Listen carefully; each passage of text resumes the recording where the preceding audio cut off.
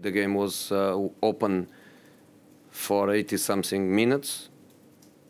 I think nobody left the stadium before their third goal for sure, because the game was open until then. In a week where Manchester City played at home 3 matches and we played 3 matches away.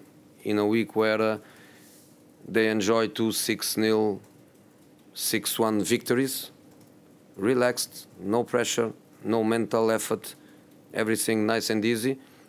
And we played 2 matches away, difficult ones, where the second one was like a final for us, against one of the best teams in Europe, a game that demanded from us everything we had to give, not just physically, but also mentally.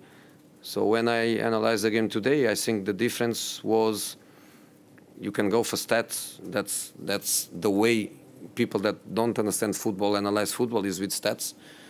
I don't go for stats. I go for what I felt and for what I